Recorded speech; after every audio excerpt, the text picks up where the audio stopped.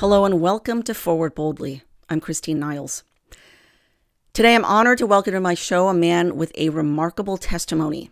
He's a Palestinian Christian who has not only been kidnapped and beaten by Hamas terrorists multiple times, but who's also been beaten by Israeli Defense Forces soldiers, the IDF, and whose own family and friends have been victims of the war in Gaza. And what is remarkable about Khalil is that he has not allowed himself to be consumed by hatred for either side, although he has plenty of reasons for it. But rather he promotes and lives out a message of understanding, of forgiveness, of reconciliation. In short, it's the message of Christ. And it's what all true Christians should be doing. But too often, too many of us, we ourselves give way to anger, to hatred, to vengeance. And so Khalil's message is not one that you see very often today. It's quite rare, especially these days, in this ongoing bloody conflict in Gaza, where there are inflamed feelings on both sides, so much rage, so much hatred. And of course, that's the natural human reaction. But his take, based on his faith in Christ, is more supernatural. It's elevated. It's above, it rises above the hatreds and seeks mutual understanding and even friendship. And so his is a voice that's very important to be heard. It's important to listen to. And I hope that more and more people pay attention to what he's saying, that he becomes more well-known, because he deserves to be more well-known. I hope that you'll get as much out of this interview as I did. So here is my interview with Khalil Sayegh. You have a very unique story, a very compelling story that I think my audience really needs to learn about, hear about, because my audience, from what I have seen from comments, reactions, they're not very familiar with the whole Palestinian-Israeli conflict. They're not really familiar with Palestine in general, especially the lives of Christians living in Palestine. I find most Westerners are very ignorant of that. I have been ignorant of that for most of my life, and have only recently in the last few years been learning about that, especially ever since the October 2023 war in Gaza, which I think woke up many, many people who otherwise just weren't very interested in that. And so let me go back to the very beginning of your story. Can you talk about where you were born and, where you were raised? Yeah, I was born and raised in Gaza, Gaza City specifically, to a small Christian Palestinian family that have descended from an area within what's known as Israel today. In Mashdal, in 1948, my grandparents were kicked out of their homes by the Israeli Zionist militias, and therefore moved to Gaza. So I grew up in a very small Christian family in Gaza, and I lived in Gaza up until the 29 war, and then moved to the West Bank, which is the other part of the Palestinian territories, and lived in Ramallah and Bethlehem, where our Lord Jesus was born, up until 2021, before I moved here to Washington, D.C. And how old were you when you moved to the West Bank? I actually was only 15 years old, and I moved by myself and was separated from my family. Oh, okay. Okay. I do want to get into that. But so, so you lived in Gaza City for the first 15 years of your life. Mhm. And as a Christian. So, first of all, do you know the Christian population in Gaza before October 2023? It's a pretty small population, right? It was extremely small. The number had declined over the years since 1948. The biggest hit that the number of Christians in Gaza have gotten, obviously, was the 1948 war, because a lot of people have left Gaza. But also, when the influx of refugees came from, like, where the areas that Israel has ethnic cleansed, majority of these people were Muslims, and therefore they outnumbered the Christians in the Gaza Strip. Up until, before Hamas took control of Gaza in 2007, we've had about 4,000 Christians, not a big number compared to the Muslims, are about a million there. And with the rise of the Islamist movement in Gaza, that is Hamas, and coupled with the Israeli siege and bombardments of Gaza, the number dropped up to 1,200 Christians. So before the October 7th attack and the war that has followed, the number was about 1,200. Right now, we are talking about probably like 700 left in Gaza. We have about 6% of the Christian population in Gaza were killed by the Israeli military, and a lot have left, majority of whom went to Australia and other places that have welcomed some of the Christians from Gaza. Growing up as Christian in Gaza has the like there is two main challenges that you're facing, right? One that is the challenge of being a Palestinian in general, and that entitles the challenges you face from the Israeli occupation on day-to-day basis. For example, I remember like having a problem with access to water and access to electricity in Gaza because of the Israeli settlers and that existed in Gaza up until 2005. Also, challenges of the Israeli bombardments, etc. In addition to that, with the rise of the Islamist movement, Christians also felt threatened by the Islamization of society overall, that have signaled out Christians because they're not Muslims and they're not being Islamized, and that also have for someone like myself made it difficult also to live in Gaza. And I have faced harassment, I have faced accusations, and I've faced uh, attempts to force convert me to Islam and other stuff, and these stuff does happen there. But overall, the biggest challenge I think is that of the system of the Israeli occupation, and the fact that there is no peace and the constant war that Christians find themselves stuck in is the biggest challenge we're facing. Hmm. Okay. I know that you have been kidnapped by Hamas. In fact, I think you've mentioned you've been kidnapped 3 separate times. Can you talk about that one by one? How old were you when you were first kidnapped by Hamas, and why did it happen? So 2008, I was only 14, and I joined the protest against Hamas, or actually it wasn't against Hamas. It was for the secular nationalists in Palestine. I was just like a secular Palestinian nationalist, and we had a protest. So I joined, and I was very like proud Palestinian. I had my kufiya, my Palestinian flag, and Hamas attacked the protest and start kidnapping people randomly. I was one of them.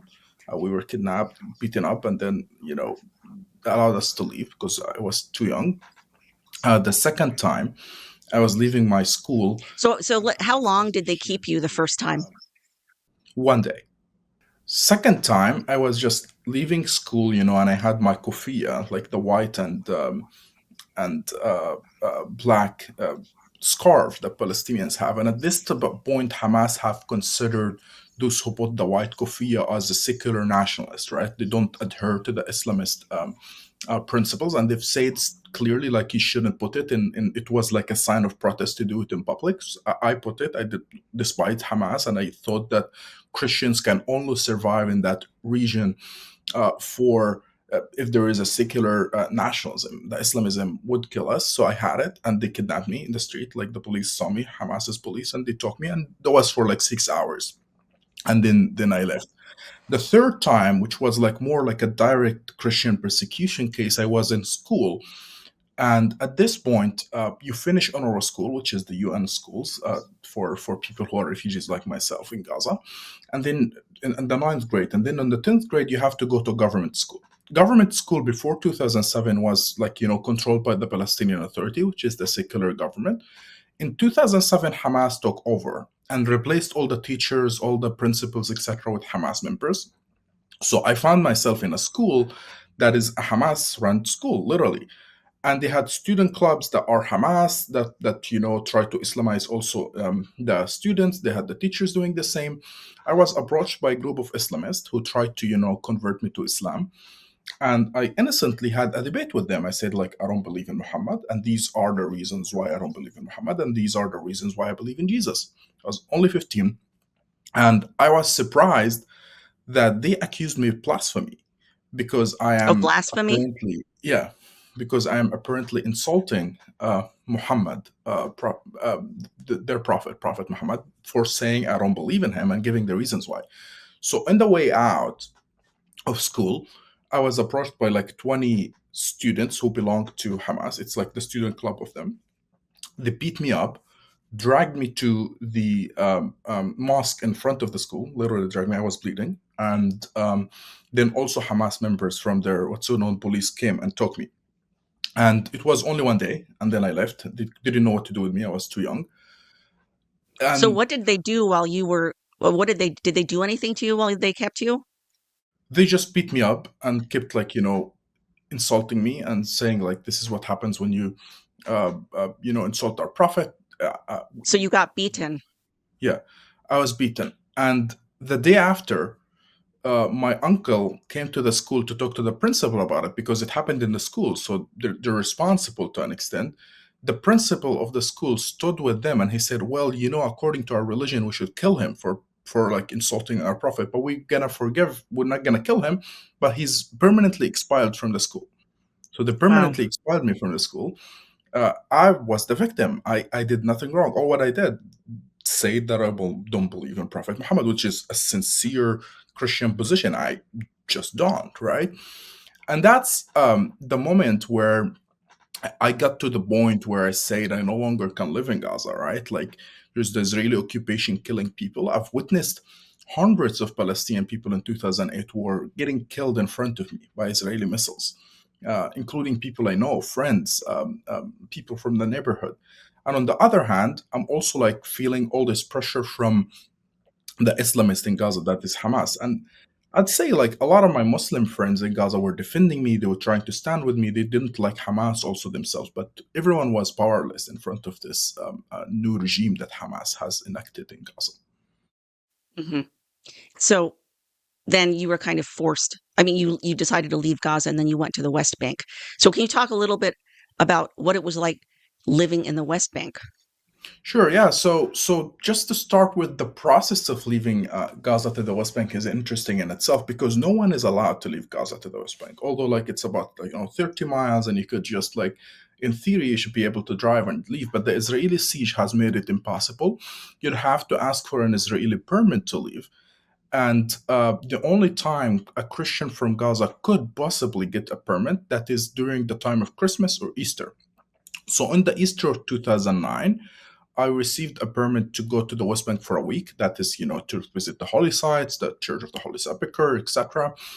And it was a 1 week permit. I left to the West Bank and I told my family, I'm not going to come back. I'm just going to live there. I don't want to live under Hamas. I would rather live under the Palestinian Authority in the West Bank. And I found myself there, started working at an early age, etc. But also, I found myself still under the Israeli occupation. I couldn't move out of Ramallah. Israeli checkpoints are everywhere. The military is harassing you, etc. But also, the biggest challenge I was facing in the West Bank, that is, if the Israeli military stops you as someone from Gaza, they'll send you back to Gaza. And that was my personal hell. I just didn't want to go back to Gaza. So I was always in fear, running away from the Israeli military that would send me back to place that I considered hell myself for me.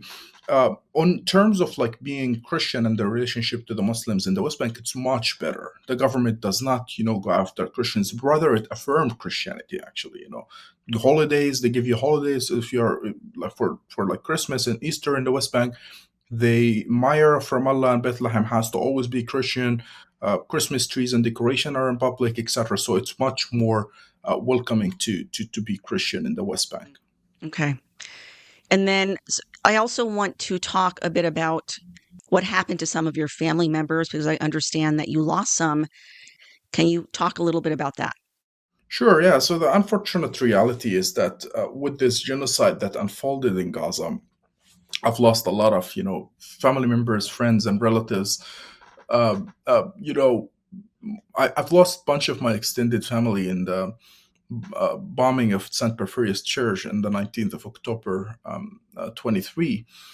But then, in December 23, my father passed away in the Catholic Church, in Holy Family Catholic Church in Gaza. What happened is, Israeli military was surrounding that area, the area of the church, and killed two women with a sniper while they are at the Holy Family Catholic Church. And then my father, we don't know what happened to him. Just like his health deteriorated all of a sudden, either panic attack or heart attack. That the Israelis did not allow an ambulance to get to the church. They didn't allow a doctor. Didn't allow anything. And my father passed away. Then Were you there at the time when that I was happened? I was in the U.S. Oh, you weren't. I wasn't able Uh, to go. Oh, I'm so sorry to hear that. I wanted to go to Gaza when the whole thing happened, but the border was fully closed. And I also understood that even if I was there, I would have been useless. I don't know what I could have done there. Was your father a parishioner at Holy Family Church? He was an Orthodox Christian. My mom was Okay. Catholic. That's Okay. why they were at that church. Hmm. Um, so my sister was also youngest sister Lara at the church. She was 18 in April. We managed to get them permits by the Egyptians to leave to Egypt, to finally, be safe. And as they were walking, like they were forced to walk like 6 miles, and there is no cars allowed between the north and the south of Gaza. And she was totally healthy, 18 years old, with my mom walking. And then all of a sudden, she collapses and no ambulances are allowed, no cars. And my mom tried to carry her. She's heavy. She couldn't. My mom also passed out. Then some people managed to help them and carry them to the other side. But by then, my sister was basically killed. My mom was in a coma like for a day, and then she woke up. It was shocking because she's 18, and there is no reason why she would die. But that road, is a road where it's filled with fear, and you see in front of you a lot of people being shot. And if you move left or right, the quadcopters, drones can shoot you. But it's just horrific Mm, situation. I'm so sorry to hear that. And you said that was April 2024? 24, yes. Okay, so actually very recent. Okay. So when did you finally leave the West Bank and why did you decide to come to the United States? So in 21, I decided to come here for grad school. So I applied, got accepted to American University, a program of political science. I was interested in like researching democratization, how the system works, etc., the future of the region. So I came in 21 to American, and I still like would go back visit the West Bank every break I have, and then the my idea was I would get my master's, finish my master's, go back for a couple of years, teach at university there again, come back for a PhD, then move back to Palestine and just start a movement that is, concerned about peace between Palestinians and Israelis and democracy, etc. So I did that. I was working in like literally promoting peace between Palestinians and Israelis, a position that is not very popular among the two people. And in 23, after I finished my master's, I tried to go back to the West Bank. And on the border there, I mean, the way it works, you travel to Jordan and then you have to cross the border. You're not allowed to fly to the Holy Land directly as a Palestinian. I tried to cross the border, and the Israelis told me you're not allowed in. So I was told before the war, even, I'm not allowed to the West Bank. Go back Why were you not allowed? to Gaza. No reason, just because I'm from Gaza and my address is Gaza. Oh, So during the time when I was in the West Bank, after 7 years of considering me illegal, although under law it shouldn't be illegal, they allowed me in 2017. Like I was able, that's why I was able to travel. They give me something called permit to West Bank. And then once I moved to the US, they know I'm in the US, they just revoked it and they didn't want to allow me back. It was very clear they don't want me there. So I came back here, and then the war happened after, and I found myself in the US and I had to seek asylum, and I'm still waiting for my asylum interview. But the case is that I'm not allowed in the West Bank, and if I go back to Gaza, there's a high chance Hamas would kill me or arrest me because I'm very critical of Hamas, but right. also high chance Israel would kill me as well. Yeah. Wow. Wow. Um, yeah, I want to talk about that because I know you have been criticized on both sides. I've seen it. Mhm. People have attacked you on both sides. So, people attack you claiming that you support Hamas, but then people attack you claiming that you are a traitor to Yeah. to Palestine. Were you surprised by these attacks from both sides? I was not, because I've lived in the country for a long time and I've been observing the political reality, and you know um, tribal thinking on both sides. But I was surprised that a lot of Westerns have gotten into this thinking. I was surprised to see, like, Americans, subscribing, for example, to Hamas's propaganda and saying, "Oh, you're a traitor, you're a Zionist, you're whatever," or to see, Americans thinking that someone like me is Hamas, or a Muslim. I mean, I was called by Lara Lurman, who is, like, famous podcaster. She called me Muhammad one time, which means, like, that I'm a Muslim. Like she said, "Shut up, Muhammad," tweeted me or something, and it's like not only were I persecuted all my life for not being a Muslim and being Christian, but my ancestors has been Christian since literally 2,000 years. I mean, Wow, that's that's an the heritage incredibly ignorant comment. of, I of want to yeah, apologize on behalf of her because what an incredibly ignorant comment. yeah, thank you. And on the other hand, I was targeted literally by a Hamas BR campaign that was published by one of the biggest Palestinian website on Twitter called Al Quds News, that had a whole thread on me claiming that I am a Zionist shell paid by ABAC, by the ADL, and other Zionist organizations. And it got hundreds of thousands of views. And a lot of people, radicals in the US here from what's known as the pro Palestine movement, the protest, etc., were sharing it.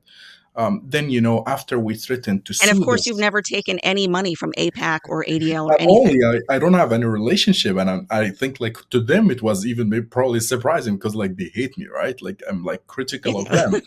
Uh, Right.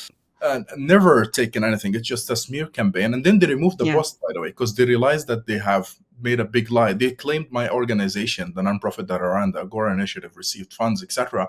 People were going to go to the public record and show that we actually didn't receive any money from them. It was embarrassing for them. They deleted it, but the post was already viral.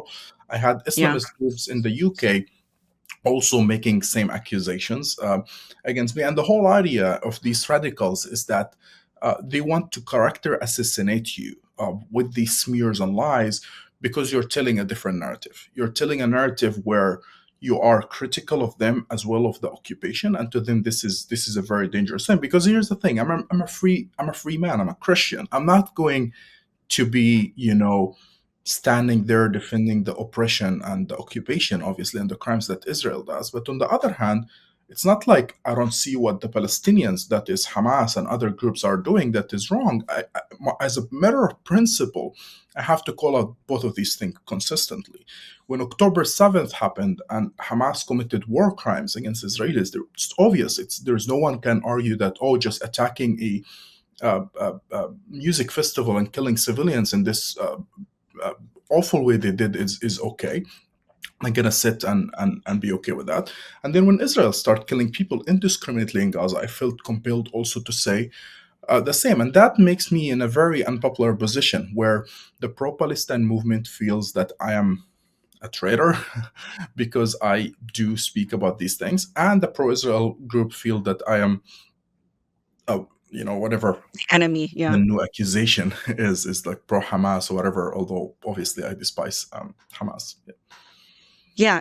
I have to say though, and I so value your voice and I so treasure it because it is an uncomfortable position to be in. It is a minority position to be in.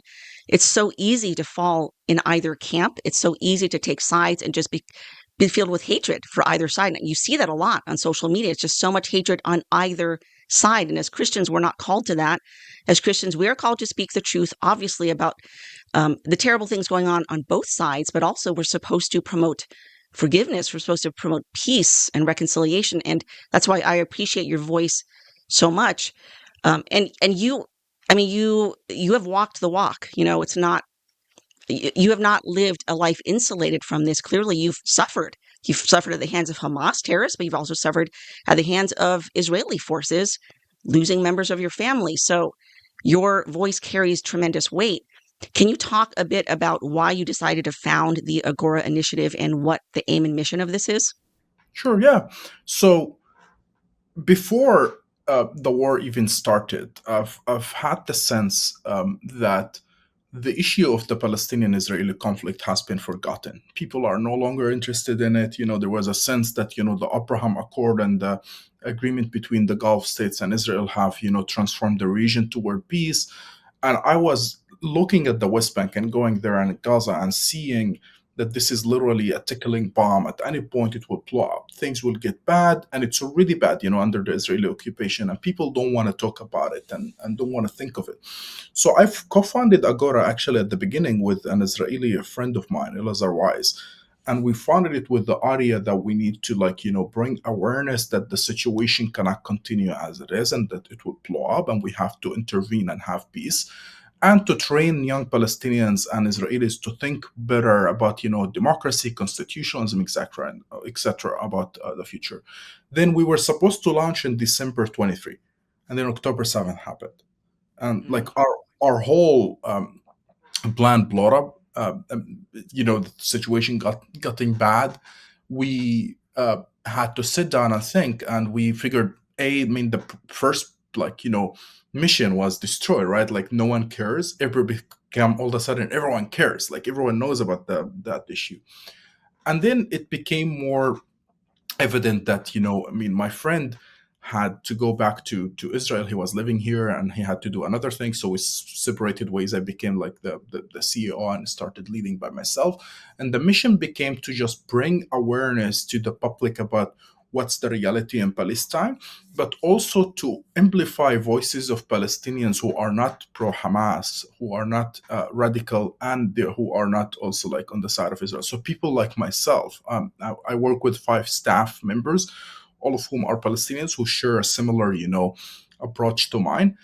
And we do different things. We travel around the U.S. to talk about the issue. We do streaming of movies at churches. We talk to churches. We talk to synagogues, mosques, whoever is willing to listen.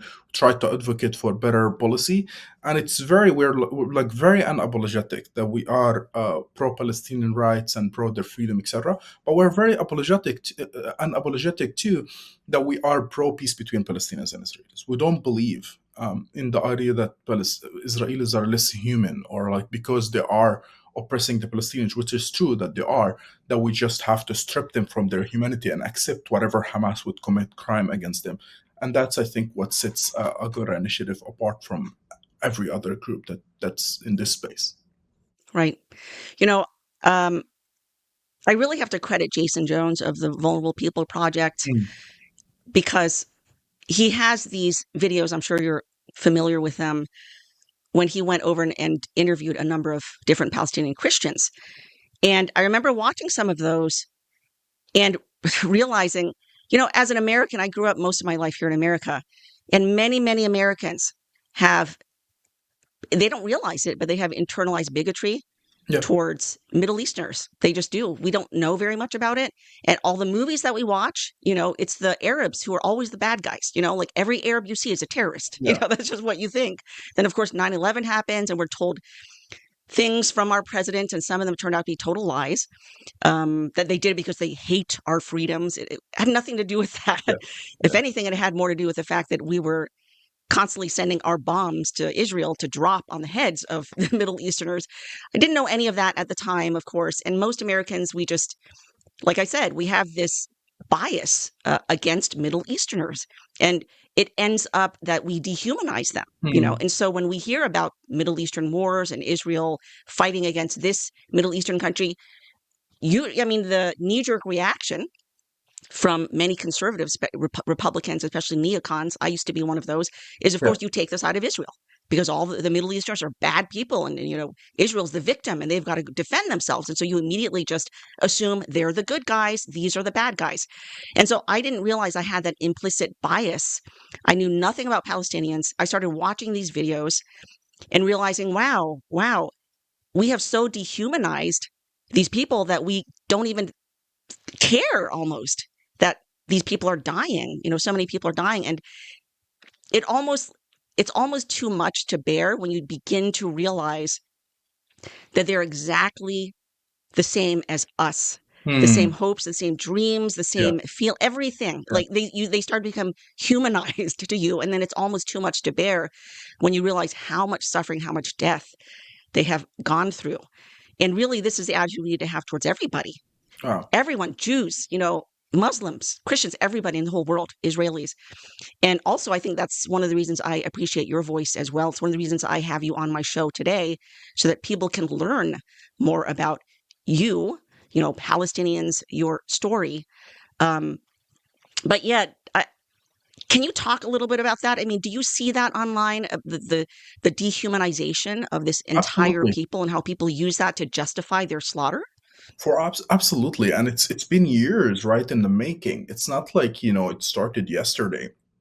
And I think the Palestinians have been demonized, and Middle Easterns in general for so long.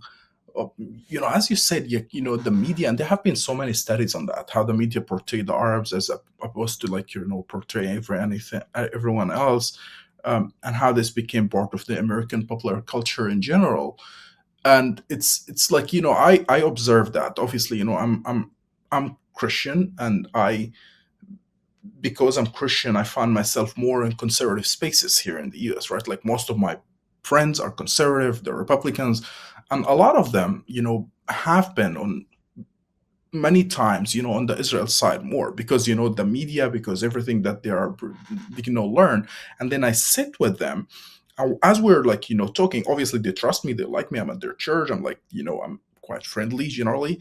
So they do like me. And then when they sit with me and we start, talking about these ideas one by one, all of a sudden the wall of hostility and, all these ideas and illusions they have thought about Middle Eastern, it just collapses all of a sudden because they just realize, well, no, this is a Middle Eastern guy who's a Christian and telling us about his reality.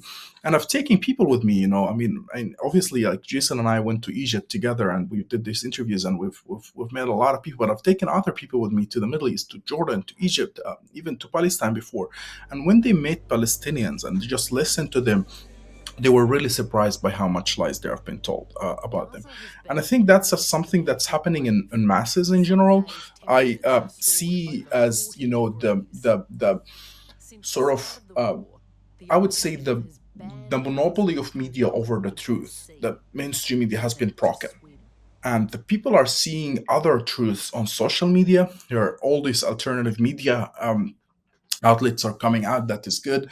I was watching Tucker Carlson's video yesterday on which he interviews Beres Morgan in London. Uh, and one of the things he said that's really stuck with me is that how much he start liking Muslims more and realizes that a lot of the things he has been told about Muslims have been lies and has been like a psychological warfare, and that is true, and that is good. And I'm not saying it out of like naivete where I think like every Muslim in the Middle East likes us. Of course, no, I'm Christian. I've suffered under some groups of Muslims, but overall, the majority of people that I lived with and I've friended, etc., are great people. People who like me and like Christians and don't mind us. So I see this wall is breaking down more and more. I think it's to a way in a way it's mandated upon us as Middle Eastern Christians, I feel, to talk to our breathings on Christ here in the US and in the West to help them figure out these things because we have something in common that is the most important thing in our life, which is Christianity, right? And the fact that we worship Christ. And I feel a burden of responsibility, Kristen, because oh no, I am Palestinian, right? But I'm also Christian, and I feel I'm careful how to say that, but I feel a certain level of not only affinity but a deep connection to every Christian anywhere, and and especially here in the U.S. I live here; they're my neighbors, and when they get things wrong, it feels personal to me. You know what I mean? Like when a Christian is racist against Middle Easterns, I don't feel like, oh, you're racist, you should be like, canceled or whatever. I really don't feel this way. I feel more like this is sad. Like this guy probably follows the same liturgy I follow and goes to the same church, yet he comes to this unchristian conclusion, and it pains me, and I feel like more motivated. I feel like I've need to do better. I need to do work more to change people's mind, which is, by the way, the opposite of what a lot of my fellow Palestinians who are on the left thinks, because their approach is like, oh, they're racist, we gotta cancel them, we're gonna like not talk to them. We don't have like there's this Palestinian journalist that published a book called Perfect Victim, in which he argues that Palestinians don't have to be perfect victim, they don't have to please anyone, etc. You don't have to apologize for who you are. And I literally think the opposite. I don't like, I'm not trying to be a perfect victim, of course, but I feel like more a responsibility to change people and to demonstrate what a Palestinian means and what's the reality there, as opposed to just being, have the attitude of pride and thinking, oh, because I was heard, therefore you have to listen to whatever I do, whatever we do is right, etc. And I think that the challenge ahead of us is really great, because minds and hearts are being changed, but we have to do more and demonstrate that you could be a Christian who understands the Middle East with as least biases as possible. Yeah, and I mean, I think your approach is just based on your Christian faith, and that's why it's so Absolutely. rare, Yeah. but it's so valuable. Um, because again, people are getting so angry on both sides. Absolutely, October 2023 changed everything. I mentioned this in a prior interview last week with Jason Jones. I had no interest whatsoever in the whole Israel-Palestinian conflict before October 2023. I didn't know anything about it. I paid no attention to it. It wasn't part of my work area of interest. And then that changed everything, because obviously it was a horrible, demonic, terrible attack by Hamas on October 7th. But I had real problems right away with the way that Israel decided to react to it. And I aired a show, I think it was October 18th of 2023. It was just, I very calmly laid out the principles of just war doctrine. Yeah. And I explained how as Catholics, we can't support total war. And that the way that the IDF was responding and wanting to cut off all supplies and food, electricity and everything, and starve basically the entire population. I said, well, this is a war crime. It's a violation of the Geneva Conventions. You can't use starvation as a weapon of war, but it's also a violation of our Christian faith and just war. You can't do this. And I was surprised by the backlash that I got from people, Catholics, fellow Catholics. I couldn't believe it, Wow. calling me a Hamas supporter, a Wow. terrorist supporter, all this. I couldn't believe it. And fortunately, I do agree with you. I think eyes are being opened. More and more people are realizing what's happening. And I think that's a good thing. And again, you mentioned alternative social media. X, Twitter has done a lot, Yeah. and TikTok as well. Unfortunately, they're trying to, censor a Yeah. lot of the footage, so Yeah. you don't see as much footage now. Of course, they've killed more than 200 journalists too, as well. So of course, they don't let the media in there, so you can't see this. But I think at this point, it's too late. Like we have seen too much at this point for them to be able to hide anymore. True. Yeah. And I think no matter what, like, I've been very concerned, with the like TikTok is about, like, I think it was sold already. There's more censorship and Twitter. But no matter what they do, I think that the younger generation has just woken up to this reality, and it's very hard to just stop it again. No matter how many censorships and laws, etc., you pass, it is just difficult to stop it. It's just happening anyway. I think just the challenge to us: how do we continue in this direction, and how do we channel this um, um, feeling of frustration with what's happening to a constructive policy that would possibly change American foreign policy? Because that's, I think, the biggest factor in all of this. If American foreign policy change toward this particular issue, there is a very high chance that we can get peace, and that should be the goal of everyone involved in this. Do you have hope that American foreign policy will change? Let me ask you, because let me ask you, what do you think about Trump's peace plan? What do you think about how is it going? And what do you think it bodes for the future of Gaza? So, do I have hope that the foreign policy would change? Yes, but I think my hope is more like long term. I don't see, the Trump administration as it's composed right now as something fair at any level. It definitely, I would say, what set it apart from the Biden administration is that there is a certain level of willingness to go against Israel if needed for the American interest, and that's something new. I mean, Biden was like, it felt like he was owned by Israel. Some like it was really humiliating for a superpower to act this way. You don't feel this way with Trump. That being said, a lot of the people involved in the Middle East policy that he has are, uh, you know, um, pro-Israel zealous, and they're very clear about their biases, like Kushner and others. That being said, the Middle East plan, what's so called the peace plan, that I don't call it peace plan because it's just a ceasefire plan. It's a really peace plan, has obviously a lot of pitfalls, but it's still a good thing because we were able to stop the masses of killing. I mean, the killing is still there, but it have been reduced really to a very certain areas, and that's a positive thing. There is a lot to critique, though, about the points there. It should have emphasized Palestinian self-determination more. It should have, emphasized the responsibility of the Israeli occupation more. But also, you've had a whole 2 years to get a better plan than this, including one that doesn't allow a vacuum of power in Gaza. Because you're talking about, you want Hamas to disarm on the one hand, and on the other hand, right now, you just allowed it to run Gaza. Hamas runs Gaza again.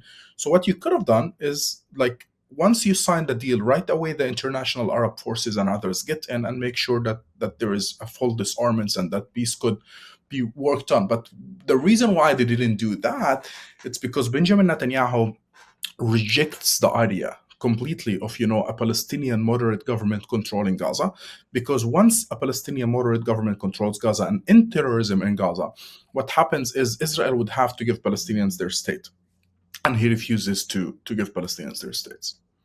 Right. Which is why for a very long time he was actually funding Hamas, and this is not in Exactly. question. He was giving them $30 million a month.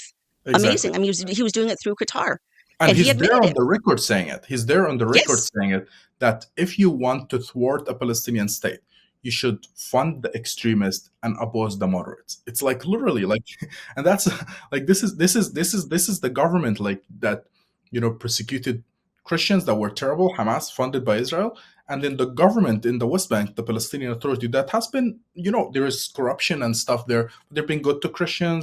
There many of them are Christians actually, etc., being opposed daily by the Israeli government. Right. I mean, Trump has many flaws, and I've disagreed with so many things that Trump has done with regard to the relationship with Israel. But I was surprised, I have to say, I was a bit surprised. The UN Security Council, the U.S. is always, always, always voting aligned with Israel, Yeah, always. But yeah, then they broke from that when the UN Security Council issued a resolution condemning Israel's strike on Qatar. The U.S. actually voted in yeah. favor of condemning that. So that was interesting. But then recently, they voted also in favor of this draft resolution, like this peace plan that would actually pave the way to Palestinian statehood. And that clearly was I mean, Netanyahu got on the air that night and said, we oppose Palestinian statehood. But I was actually surprised that the U.S. voted in favor of that. So it Yeah, I does seem think like there are some points of hope there. well, sure. And I think what's gives me the most hope right now is that the public opinion among Republicans is changing dramatically, especially young voters. And I hope that this translates at some point to policy changes. I am seeing some hope, with like, even like G.D. Vance's, the way he talks about Israel and the way he talks about the whole thing, he makes sure to sound different than even Trump on it. And the fact that he is, willing to say like we have different interests than Israel sometimes, etc., is breaking away from the old, textbook of neocons and pro-Israel folks, or what's now refers to as the Israel First folks. That's positive, and I think that this is something we can build on. I hope that you know, uh, uh, the future Republican leader, that is probably J.D. Vance, if things continues the way it is, would listen to young voters more, and thing would change eventually. If not with the next president, with the one after, but there will be a point where this massive frustration and massive public opinion change translate into elections and therefore policies. Right. Right. I think JD Vance has to walk a very careful line because obviously he works for President Trump, so he can't say anything opposing President Trump and his foreign policy on Israel. But I think privately, he probably identifies much, much more with the America First crowd than he's able to say publicly. I thought it was pretty significant when he made his last trip recently to Israel that he Yeah. didn't stop by the Wailing Wall. He went to the Holy Sepulchre and he made sure to put a video out about it. He made it, I mean, he put it out there and people immediately noticed, like, wow, that's pretty significant. He did not stop and get a photo op at the Wailing Wall, which you always do as an American politician. No, he went to the Holy Sepulchre and he spoke about his Christianity and Christian roots. Yeah, that's very significant and felt very affirmative to me as a Palestinian Christian from there, because for the first time you see like that Christians and Christianity matters again to American foreign policy, and that this gives you a certain level of hope, especially as the Christian sites and the Christian presence in Jerusalem is being threatened, and it's just like it's a wonderful thing that has been done, in my opinion. Right. And you can also see it in the comments online when you talk about the tide is changing. I mean, I'm on X a lot and I do a lot Yeah. of my research on X and I'm reading up on what politicians are saying and things like that. And when you get comments from like Mark Levin, who is absolutely atrocious, absolutely atrocious, he couldn't care less if every last Palestinian child was wiped off Yeah. the face of the earth. He's made that clear. Senator Randy Fine as well has made absolutely disgusting comments about wanting to nuke all of Palestine. I mean, just horrible things.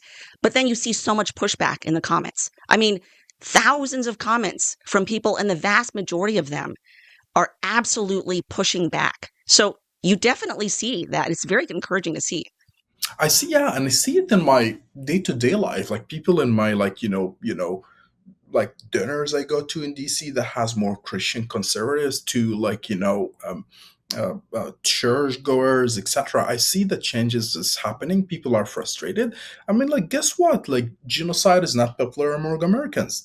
I mean, that's a good thing. Guess what? Like, if you say that you're gonna just nuke Gaza or you're gonna just kill everyone, the children that did are Amalek, as Netanyahu said, etc. Of course, people would look at that and say, "This is terrible. We don't support that." And that's the thing, for so long, people on the left, like the pro-Palestine left, has been telling me that your approach is wrong. Americans are colonialists, just like the Israelis. They would never sympathize with you because they're just the same, and therefore we have to fight both, etc. And I always say Americans are fundamentally different than the Israelis in many ways, because America is about the constitution that's there. It's about like thinking that everyone is equal, created in the image of God, etc. These principles are very clear in the American project and in the conscience of the American people.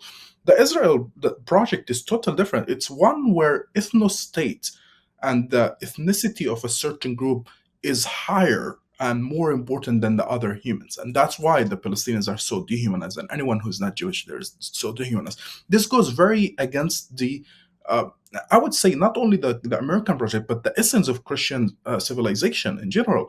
And that's, I think, what I was able to understand, unlike a lot of my colleagues on the left, because I am Christian, and therefore, to an extent, I am connected in a deep sense to Western civilization, because, at least as I understand it, Western civilization at its very foundation is actually based on Christianity that is emerged in the Middle East. And in a way, we are bonded together in this bond as a Christian from the Middle East and Christians in America and the West, because both of these civilizations are connected in some unique way, because Christianity was started there and then spread here and built this great civilization that we are now part of as I live in the West. Right, right, absolutely. And it's just a shame that here in America, but also in Great Britain, that some of that Christianity has been hijacked by Mm, Zionism, yeah. which is a total heresy and doesn't understand at all what Scripture means by Israel. As Catholics, we understand, of course, Israel means the church. It's the mystical body of Christ. It's the believers, and that can include anybody. It can include Jews who've converted to Christ. It can include anybody. And so it's amazing what a stronghold, not political Zionism, but also Christian Zionism has on American evangelicals, and they are probably the strongest loyalists when it comes to the state of Israel, and it's almost impossible to talk to them. Honestly, I feel like I'm speaking to someone who's in a cult sometimes. That's just how So blinded they are by this loyalty, no matter how much evidence you present to them. It's like, no, we always have to support them, period. And what are your thoughts on that? it's really sad, and like the way I actually understand Christian Zionism in the U.S. Uh, or like I understand the movement generally is like I break them to two groups generally. One group that is genuine Christian Zionist because of Christian principles, and they were misled by this heresy, meaning they adopted it believing really that this is about the end time, etc., and therefore they have to support Israel. And these people tend to be poor, tend to be among really just like Pentecostals people who would just give their money to the church to even to send it to Israel, etc. And I feel really sad for these people, and I hope that they change and they wake up. And I see some of them waking up when they're shocked with something. The other group are those who are actually even some of them funded by non-Christians, and they're like these are more like the elitists, the leaders of this movement. Think of Christian United for Israel, think of the Philos Project, think of other groups as well. These are not really, I mean, they're Christians, they're Christian Zionists, they profess this faith, etc., but look at their funding. They're funded by secular Zionists who don't even believe in Christianity, but they're funding all this money, sometimes even funding from the Israeli government. And these people are on an operation to ensure that more and more Christian Zionists are produced in the US, and those who are Christian Zionists to remain loyal to the state of Israel. These people I have less hope in, because these people are doing it, with a funding from foreign government, with the funding from non-Christians, and they know what they're doing. They're like political about it, and they're using religion clearly to just pushes their agendas. The following, the other group, like the followers of them, I have much more hope in them because they're misled. They're misled by the media. They're misled by these groups and others, and I think there is more awakening among them. I think that our role is to try to reach these people all the time and educate them on this issue, and it is also our role to try to expose these groups. Like just last week, the Israeli newspaper Haaretz published an article in which they said that Israel is about to spend, I think, another $300 million to reach out to evangelical churches in the US to do a propaganda. Another news that I've heard, there's a group called Fruit of Zion, which is a Christian Zionist group based in Jerusalem. Part of its funding actually comes from the Israeli government. They're about to take 1,000 evangelical pastors to a free trip to Israel on a first class flights to be educated about Israel, and they meet with the Prime Minister. Benjamin Netanyahu. So there is so much spending by the Israelis on this, and it's hard to compete with it, obviously, because people like us lack funding and lack organization. But I think speaking truth about this reality, continue to do it and point out to these things, I think would eventually bear fruits. Yeah, it is interesting. Speaking of these, fully funded trips to Israel, we all know, of course, that many of our congressmen do that. That's the way that All of the them Israeli almost. government kind of, uh, I mean, that's how they get their support. And then they, of course, once they get their support, they start voting in favor of sending the $3.8 billion a year, every year to Israel for arms and funding and all of that technology, which then they use to kill many people, including many Yeah, innocent civilians. yeah. Um, And it was interesting because obviously we have the whole scandal of Mike Huckabee recently Mm, meeting with Jonathan Pollard, who was the mm, spy who spent 30 years in prison as a spy for Israel. He was a U.S. Navy analyst. He stole secrets from the United States, technology secrets, military secrets. He sold them for money to Israel, which then allegedly they sold some of that intel to the Soviet Union, one of our major enemies. And also, I mean, they deny it, but there's tremendous amount of evidence showing that they actually did sell it to the Soviets. But we also know it's interesting because people's eyes are also being opened to the Israel's history of spying on the yeah. U.S. And a lot of people are shocked when they learn that. They think, how can our ally spend so many years not only spying on us, stealing our top secrets, but then selling them to communist China? This is, I mean, this is not in question. This is absolutely documented by the CIA. They've been doing this for decades, literally decades. And the response I get is, well, the U.S. spies on Israel as well. Well, yes, we do, but the difference is because we do it out of national security interests. Because one, they're taking our secrets, so we need to intercept that. And two, Israel acts unilaterally. They tend to bomb Middle Eastern countries that can then entangle us in a Yeah. foreign war. And also, we know that they're developing a secret nuclear program. It's like the worst kept secret in the world. They have a secret nuclear program. And so it's in our national security interest to try to find out about it. So our aims for spying are very different on both sides. But the question I ask is this how an ally of the U.S. should act? By stealing our secrets and then selling them to our enemies? Yeah, and Israel is undermining American interests for so long. I mean, you know, American foreign policy and America has been hated in the Middle East for so long. And I've always, I've had an interesting approach to it myself. I never hated America, although, like, I see all the bad things America does. And the reason why I never hated America is because since young age, I've met with all these young American Christian missionaries who'd come to Palestine and, do summer camps for us and stuff. And I was always in touch with them. At the age of 18, I started learning English, reading American literature, and I, to an extent, fall in love with with America. But I always wondered, what's wrong with American foreign policy? It's just terrible. These people are great. I meet with them. They love us. They're awesome. They're not racist as they tell us. They're great people. And you go around the Middle East and you see so much hate to America among the fellow Middle Easterns in general. And once you start digging into it and looking at the numbers and the accusations, etc., you realize that it's because of the Americans, full support for Israel that is not, conditional at any point. And then I was reading, sort of like an early literature from like before World War II about Palestinian intellectuals. And I found it fascinating that so many Palestinians and Middle Eastern intellectuals back then, nationalists, liked America. Like, they thought America is a great nation, like it's the only an imperial power. They're not like the Brits or the French. They're not interested in colonizing our area, etc. I was like, wow, this is fascinating. Today is like the concept. Everyone like does dislike America because of this thing. And I think that's one of the big uh, Israel, like, how do I say it? Like, this is one of the biggest hurts Israel has caused on the American interest in the region. It's like, you can't afford to have everyone dislike you because of this small state that is not even that significant. It's not like Saudi Arabia or UAE, where you're actually benefiting from oil, from other things, that you're not really benefiting that much from Israel.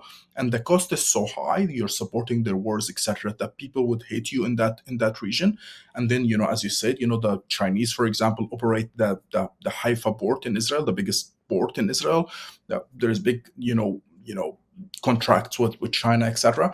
There's a lot of reasons to think that Israel is more liability to the U.S. than an ally. And then what's frustrating, as you said, like, then you got the American ambassador literally meeting with a traitor, a guy who betrayed the country.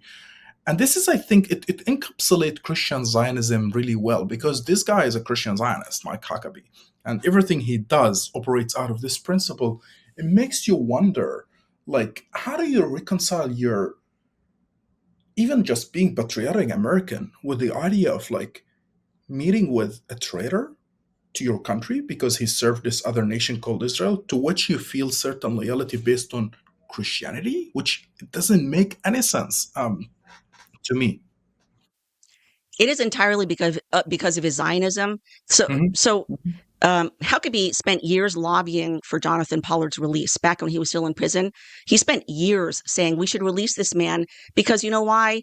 He didn't sell our secrets to the Soviets. He didn't sell it to the Chinese. He sold it to Israel. And Israel is our ally. So it's really not that bad. So he shouldn't spend this, life in prison. We should let him out. So it's because of his Zionism. It That's colors terrible. everything that he does. That's just terrible. Yeah. And, it's interesting too, not only seeing the carnage in Gaza that has affected people's opinions about what's going on over there and who the good guys are, who the bad guys are. But also, you have these very brave whistleblowers from the IDF coming forward. More and more of them. There was this amazing documentary that was just released recently by Ben Zander titled Breaking Ranks. I don't know if you've seen that, but you have 12 IDF whistleblowers admitting that senior officials told them to shoot or bomb unarmed civilians, including children. They admitted this. Some of them went on the record, but others, understandably were anonymous because they don't want to face retaliation. But they're what they're saying has already been confirmed by other IDF whistleblowers. Also, surgeons and doctors from the West who've worked there saying that children were being targeted, used as target practice. And these are very well-respected individuals, not terrorists, obviously. And I think I'm grateful for them coming forward and saying this. And we're realizing that it's not just a few rogue people, that it's in a sense systematic. And this has been the case for long years. There is an organization that I don't know if you're aware of it, but it's called Breaking the Silence. It's an Israeli organization of former combat soldiers. So they're all soldiers started by Israelis. And the whole area, it's been there for, I think, 15 years, telling the story of what they were doing in the occupied territories. And I've watched some of these testimonies, and they tell exactly the other side of the story that I've been facing. One of the things I didn't mention, I was beaten by the Israeli soldiers more than 20 times when in the West Bank for no reasons. I would be driving my car, to stop me, they get me out of the car and just beat me up. Yeah, me. I was beaten up more than 20 times. They just stopped me, beat me up. And although my IDC Christians, etc. And I remember this one conversation I had with one Israeli soldier. He got me out of the car, beat me up, threw me on the ground, put the M16 on my head. And I looked at him and I said, like, why are you doing that? He was American Jewish. Said in English, why are you doing this? I'm not a threat.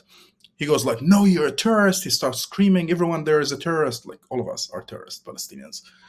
And this happened to me. And then this Breaking the Silent organization has soldiers telling the other side of the story, which is basically that we were asked to do this to Palestinians, humiliate them for no reason, stop an older man and beat them up, etc.